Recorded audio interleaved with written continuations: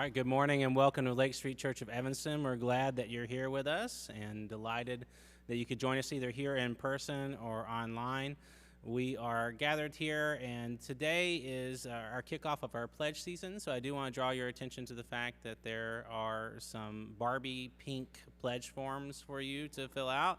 If you feel so inclined, if the Spirit so moves you, we really do depend on your partnership in order to do and accomplish the things that we feel God has called us to do here in Evanston, and so we want to ask you to partner with us, and that's one easy way to do that is through these Barbie pink pledge forms that should be somewhere around where you're seated. If you're online, you can go to lakestreet.org, and it's pretty easy to pledge online as well. I also want to note for you that we are changing some parts of the service. Some things are going to move around a little bit while we figure out what it's like to live with a couple of different elements that we are trying to do and change so that there will be a little bit more participation from the congregation. And so bear with us as we find the appropriate place within the service for all these things. One thing you can do to help us is that if you have a prayer request, just go ahead and fill that out right now on a card and hand it in so that we can have those sort of ready to go. Obviously, if you think of something in the moment, then we can do that, but it helps us to be able to have a prayer request ready to go during the prayer time. Thank you.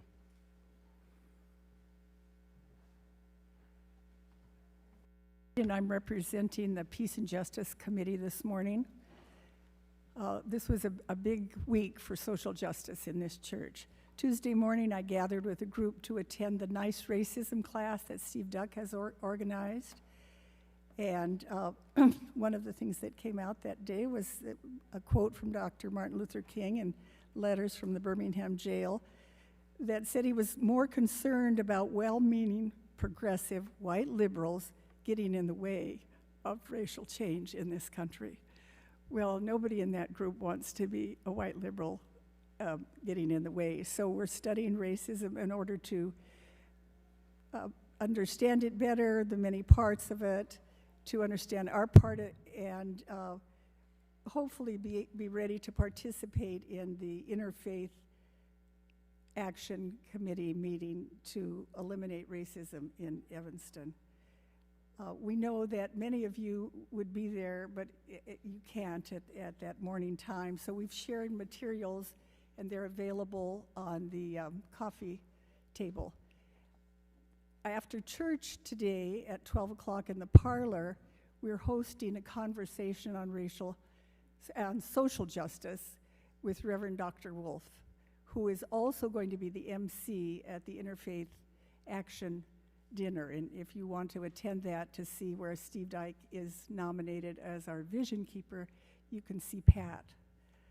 Thursday, the Peace and Justice Committee sponsored a meeting with the Veterans for Peace group that's sailing around the world and protesting the nuclear armament that's proliferated in the world. It was quite exciting because there were 40 people from not all from our church, but from around the community who participated in that meeting. And there was incredible energy and excitement just to be part with these volunteers who are doing this, to be part of a worldwide peace movement. One of our church members, Jim Huffman, that many of you may know, was a professor of Japanese history, had written an op-ed piece for the Sun Times. It's a wonderful, insightful, and challenging piece. His reactions to the Oppenheimer movie, and I have left that also by the coffee urn. On Friday, Annette, Braden, Rosier, and I drove our Hovell family to the south side, so delivering them to a Franciscan nun who works in prison ministry, who was then going to drive them to Clinton, Iowa, to the mother house of the Franciscan nuns for a retreat. These nuns have been very supportive of our work with the Hovells. Our committee is down to 6 members, and we would really like more volunteers and participation from the congregation. our big push this fall is going to be on literacy, helping them learn how to speak better English. So if you have the interest of tutoring maybe 1 hour a month, if we can find enough volunteers, that would really help them with their conversational English. And you don't have to speak Spanish to do that. Thank you.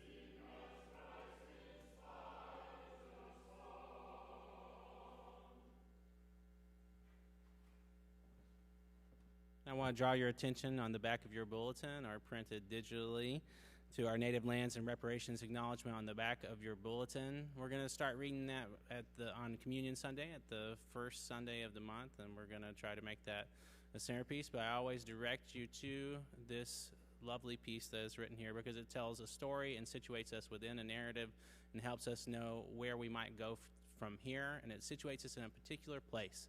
And that's really important for our worship, where we can think a lot about, can get ethereal sometimes, but if we're going to be rooted in a place and rooted in a story, it helps us to be able to figure out where we go from next. And so I offer it to you as an aid to your worship.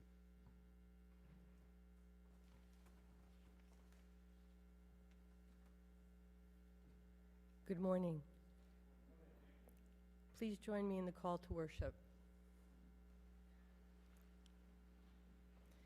We read the sign around us. The future is not known. There is infinity in this instant. We have the gift of the present.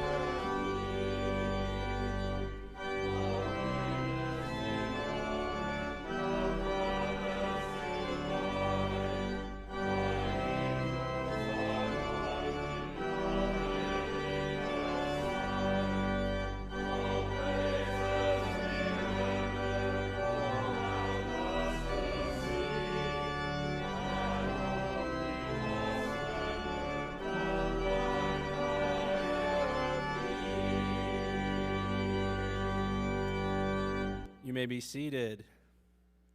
And so for our folks online as well as those who are gathered here, there's a reflection question that you are invited to either write on a card or post in the chat for use in the sermon as part of our commitment to dialogue during worship.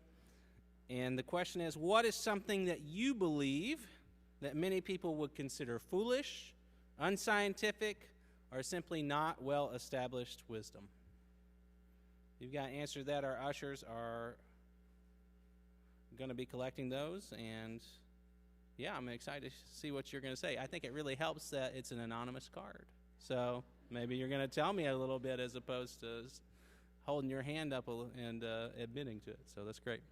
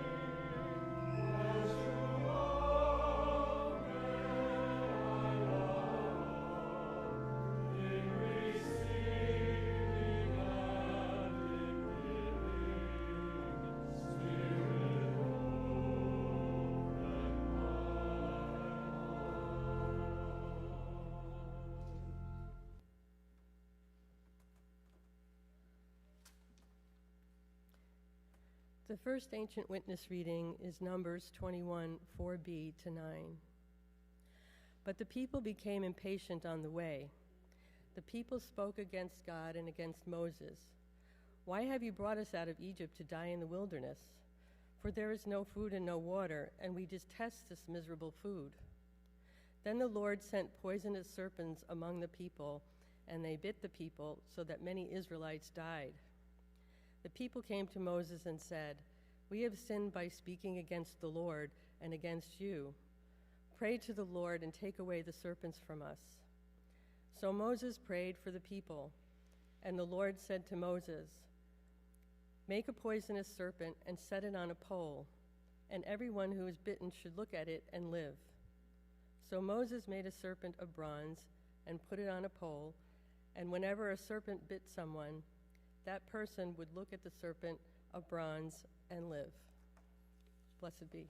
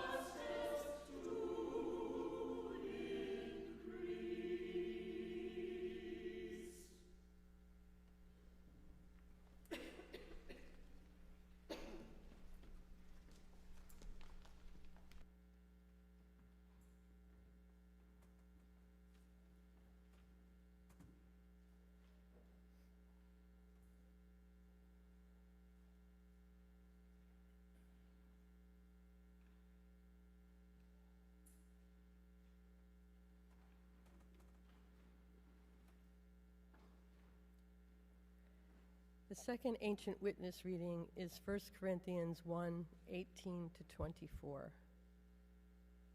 For the message about the cross is foolishness to those who are perishing, but to us who are being saved, it is the power of God. For it is written, I will destroy the wisdom of the wise, and the discernment of the discerning I will thwart. Where is the one who is wise? Where is the scribe? Where is the debater of this age? Has not God made foolish the wisdom of the world? For since, in the wisdom of God, the world did not know God through wisdom, God decided, through the foolishness of our proclamation, to save those who believe. For Jews demand signs and Greeks desire wisdom, but we proclaim Christ crucified, a stumbling block to Jews and foolishness to Gentiles, but to those who are called, both Jews and Greeks, Christ the power of God and the wisdom of God. Blessed be.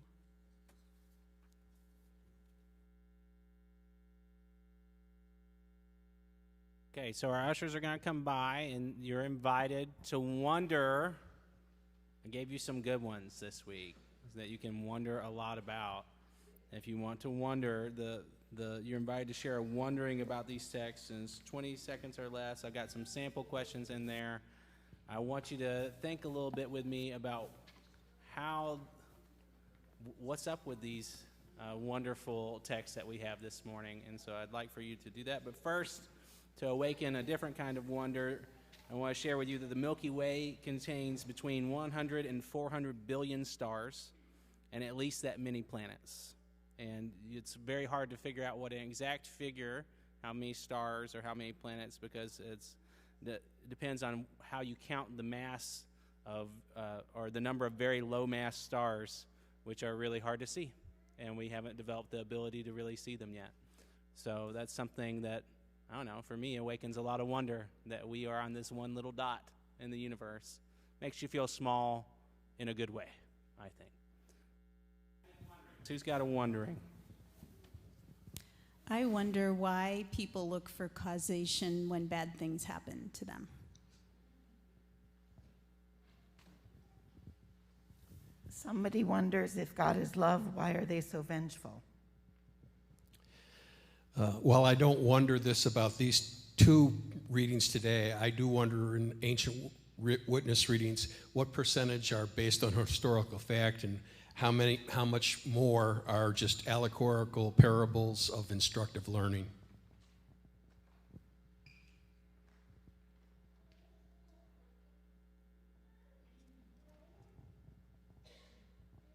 The first ancient witness makes me wonder if people just stop to think about what they were saying when they're hungry or tired or thirsty, how much conflict could be avoided.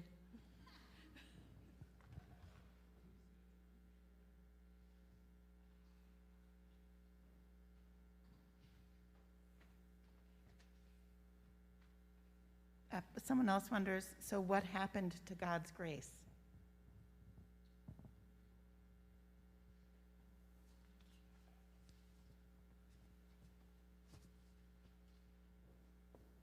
Really good. Thank you. That's great. Anybody else got one more? Oh, Terry. It seems to me that there's a worldwide and countrywide insanity, and I want to know what's going to stop it and where it's going to end. Great. Okay. So now is the time for our children to continue their worship in their classrooms, and we've got a special offering today with Miss Amy, who's going to be teaching some dances, right? So that's great. And if you could wave, because we got some new people, some of the teachers, so that maybe they might follow you out. We'll see, whatever their choice is.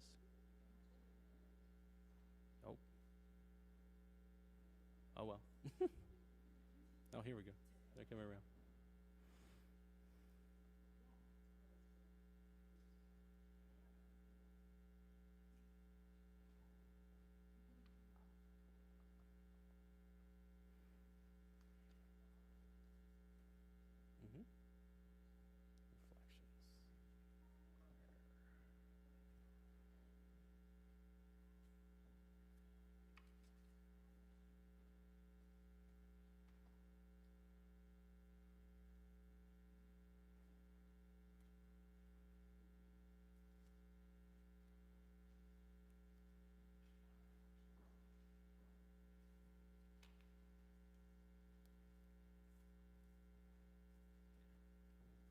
Thanks for being so game to share some of your wonderings. I think it's great to hear a little bit more from you and your voice. And some of you already figured out the workaround that you can give a card to the usher, so congratulations that you figured that out. So that's also an option, and that's great. Sorry, it's more complicated with the prayers versus reflections up here. It's gotten pretty complicated. We'll see about that.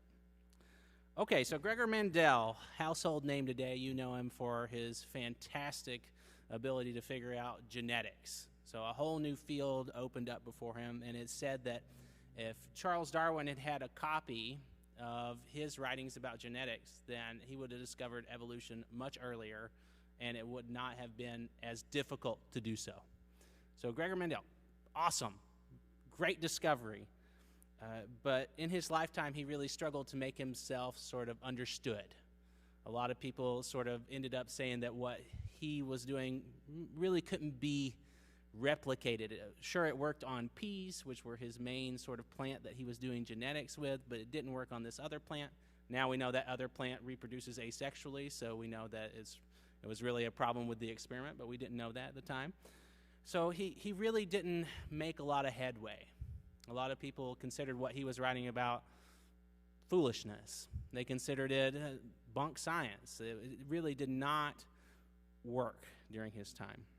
And they thought him a little bit silly, really. And so the year after his big paper comes out and he's writing all about this genetics, he becomes the abbot of his monastery. And he says, whatever with the whole science thing, and that's it. That's all we get from Gregor Mendel, which is wild. And also probably a big loss for humanity in a major way. But he was managing the monks, and I'm sure he was very happy. Which I'm sure he was. I mean, he seemed, it's not a joke. I bet he was happy.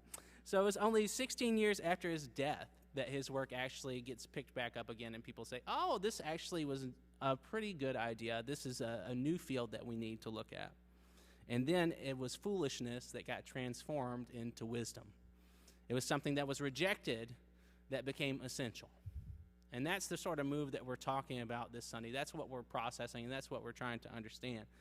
You see, what the world regards as a sure thing is oftentimes far from it. There's a scientific law that I really like that doesn't just apply to science, it applies to our spiritual lives and our capacities as human beings. It goes like this. It's by Richard Feynman. The first principle is that you must not fool yourself, and you are the easiest person to fool. Isn't that right? So science, in what he's writing about, is a way of trying not to fool yourself. But in our lives, we have immense capacity to fool ourselves. We, in some ways, are the easiest ones to fool. We are sometimes the last people to know.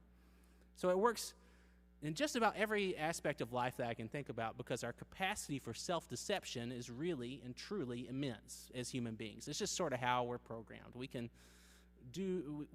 Our brains let us sleep at night. We're going to process this information in a way that helps us be able to function as people. And we're also not terribly good at humility. Humility is a real challenge, I think, for people in general. For human beings, humility is a little difficult. And to accept that you're the easiest one to fool requires humility. And that's in short supply. So today we have a couple of readings from the lectionary about foolishness being wisdom and about wisdom being foolishness.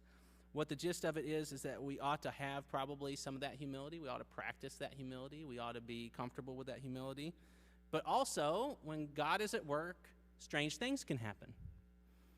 I'm not talking about miracles necessarily, but I'm not talking about miracles. I'm saying that when God is at work, there's this way that the more seems to happen.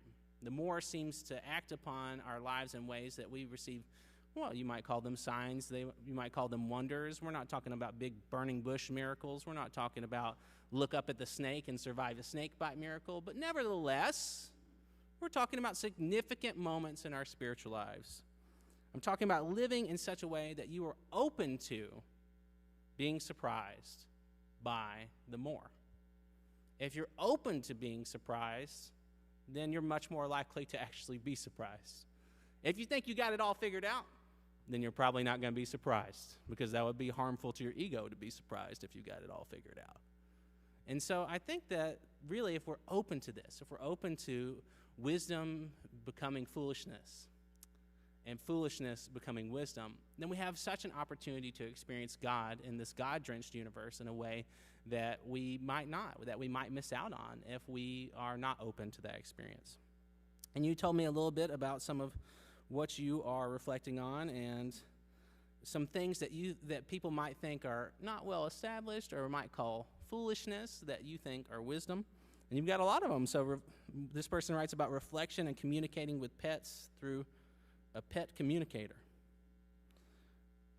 The trees, the sky, the lake, and all of nature are in loving relationship with me. They hear me and help me, and they feel my love.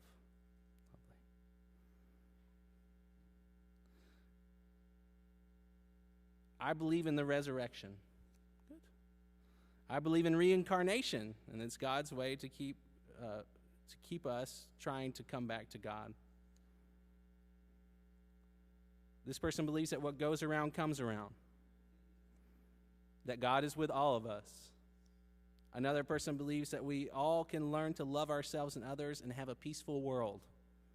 Okay, that's not well-established wisdom, so I like that. That our spiritual energy survives our bodily demise. Another person believes in God or a higher power that is there for us as we go through our life. This other person says that most of the Bible is merely political propaganda or political allegory. So that's, I don't know, kind of established and kind of not, so yes. I believe that there is more to the world than we can apprehend through our senses or through science.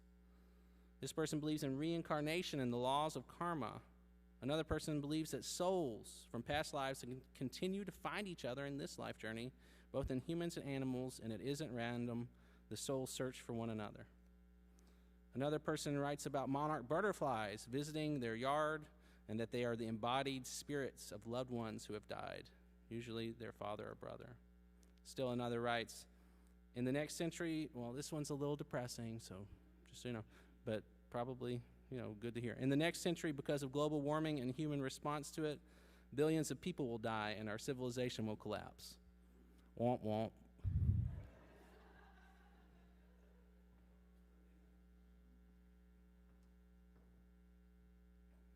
Let's see what the folks online say.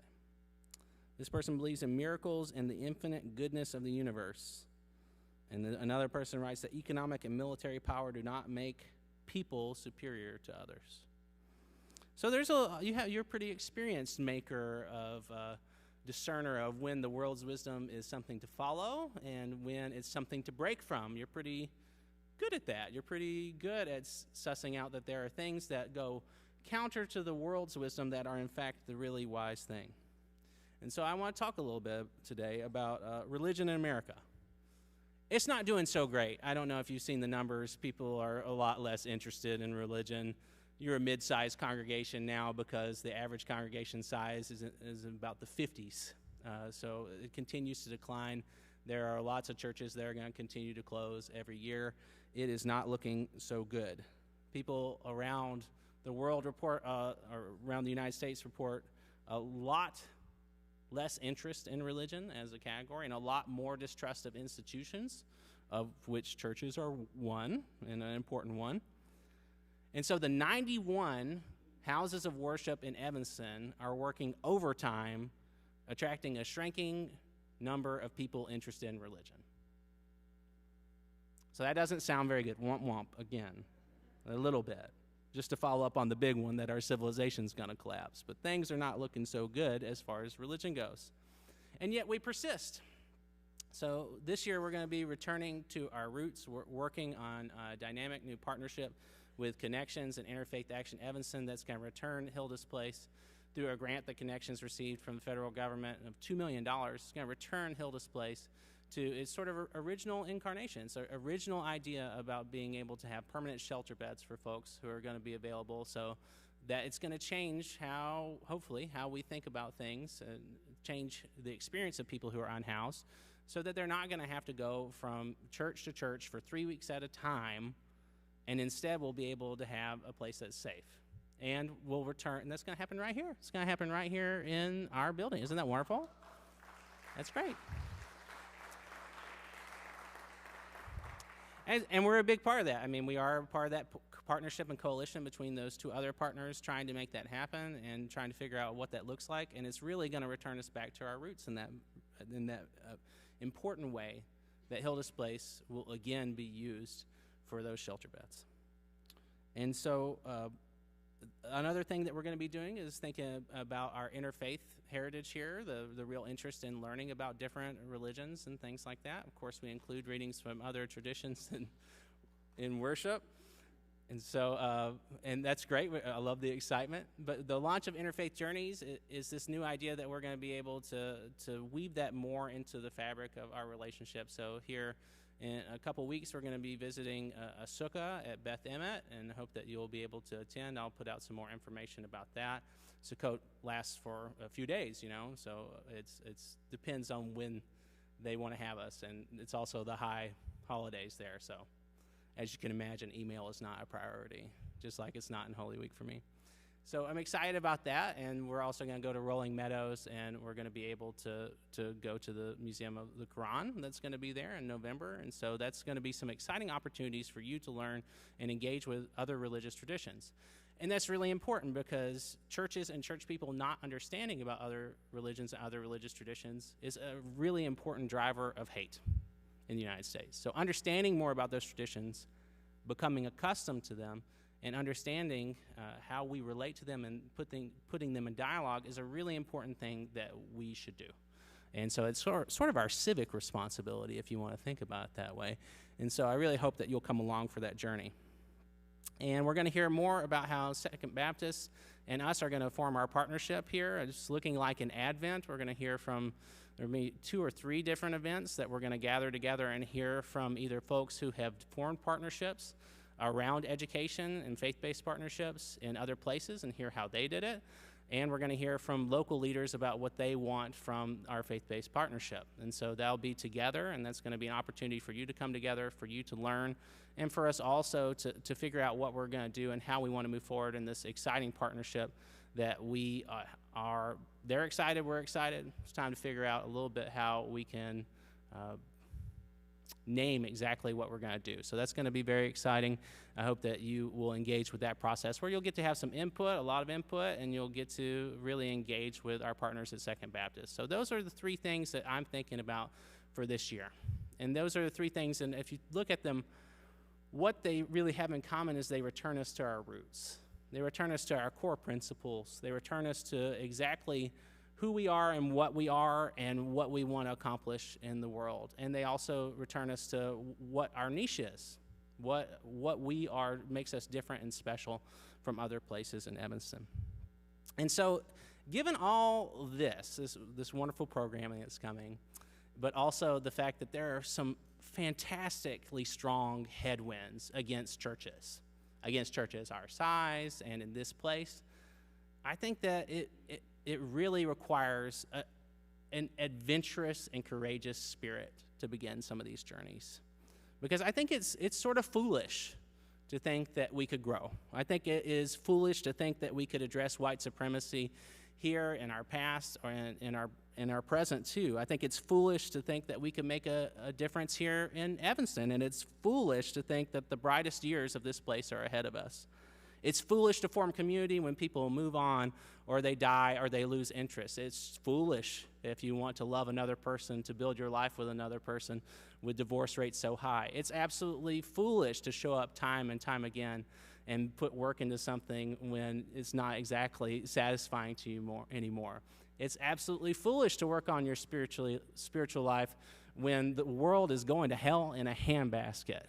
It's foolish. I'm not going to tell you it's not foolish. What I am going to tell you is that foolishness can be wisdom. Because with God and with ourselves, whoever you're putting your trust in these days, the impossible does become possible. So be foolish with me. That's what the call is, to be foolish. What seems like foolishness becomes wisdom. Now, I may be a dreamer, But, okay, that was a cultural reference for you folks. I dug deep. I'm not the only one. That's right. I may be a dreamer, but I'm not the only one. And I'm not. I know that you're a dreamer too. I know that we've got a sanctuary and an online community full of dreamers. And that's the most important thing. Be foolish with me. Be a dreamer. And so I'm asking you to pledge to support this place this year.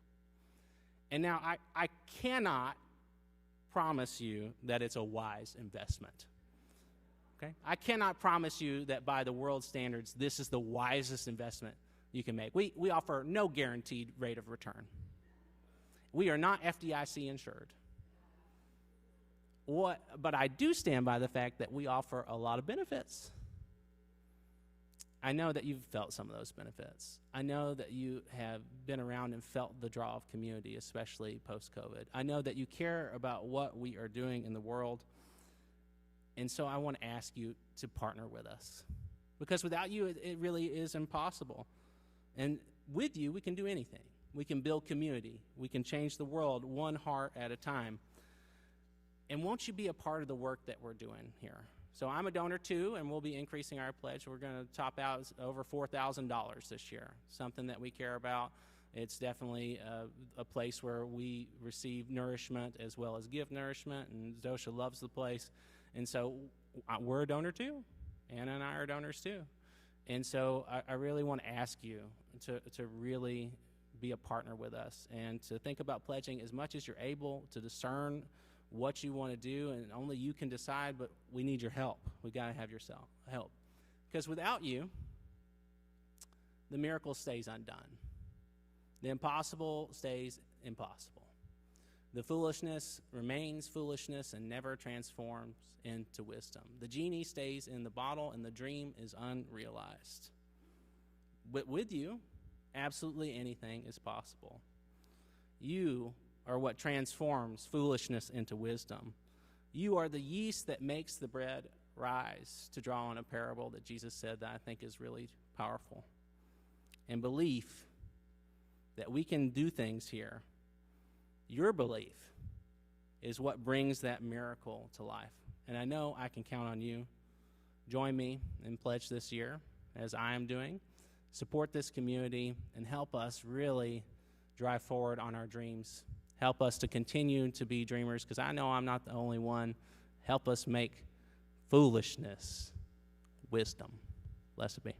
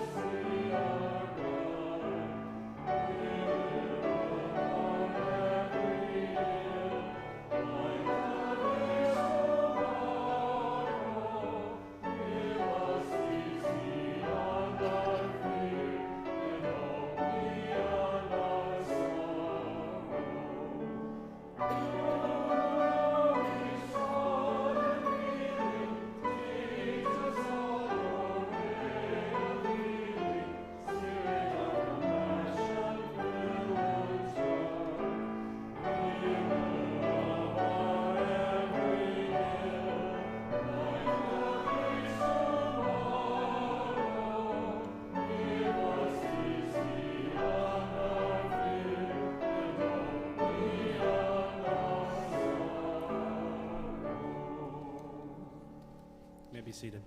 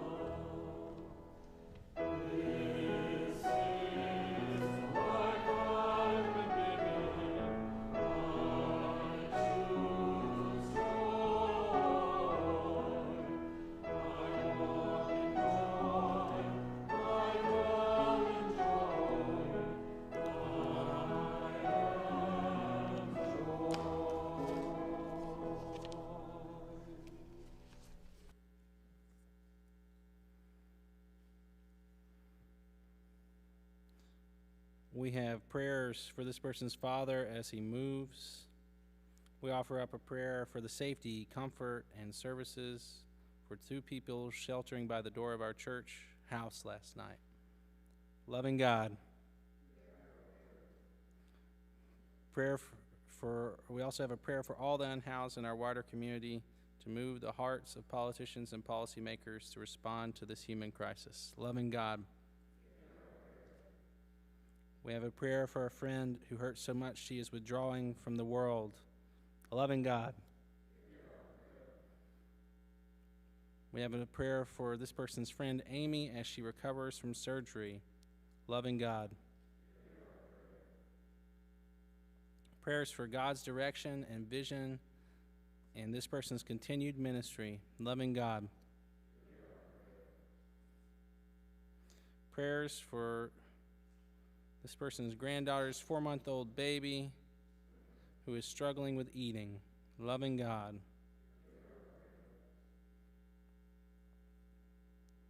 We have prayers for this person's brother-in-law who is suffering from deep mental illness, and that this person's husband will find the best care for him. Loving God. We have prayers for the unhoused. Loving God. We have a prayer for the LGBTQ community. Loving God. We have prayers for the refugees in Libya and Morocco caused by climate change. Loving God. We have a prayer for Tony's full recovery. May he feel and experience all the love that surrounds him and know that God is driving. Loving God.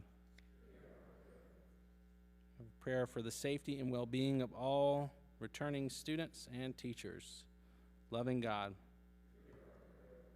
Let us pray.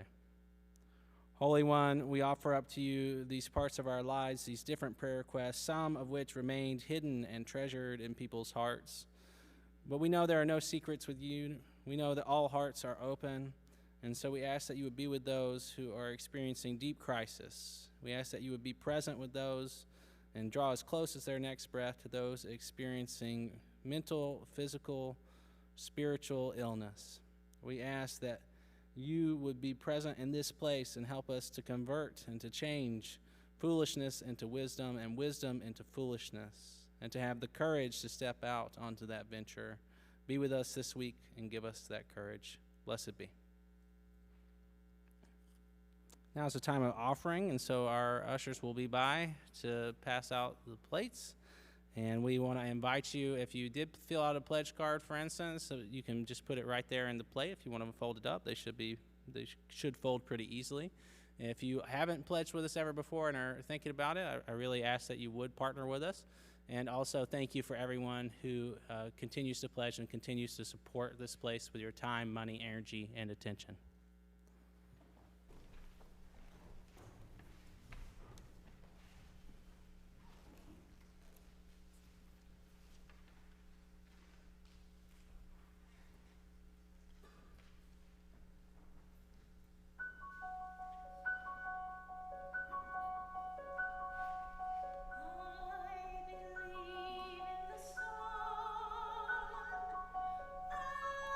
I believe in the sun.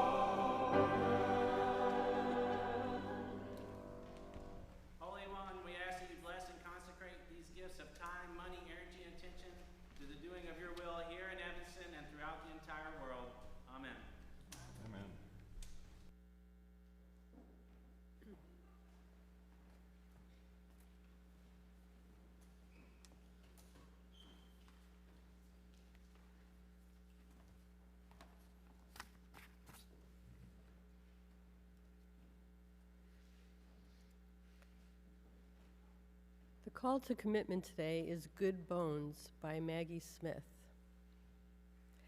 Life is short, though I keep this from my children.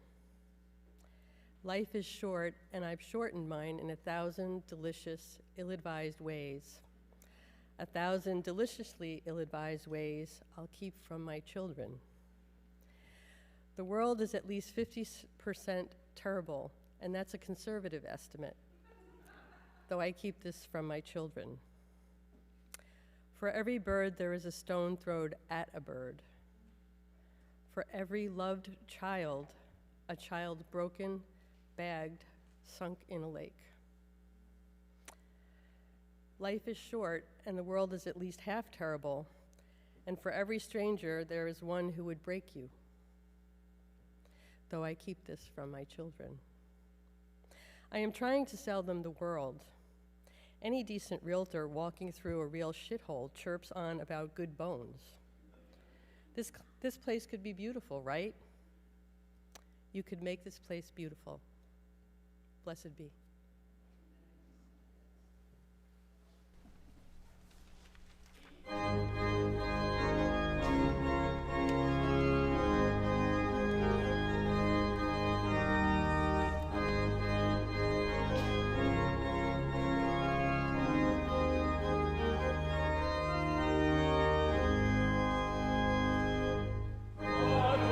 Fellowship, our joy divine, be on the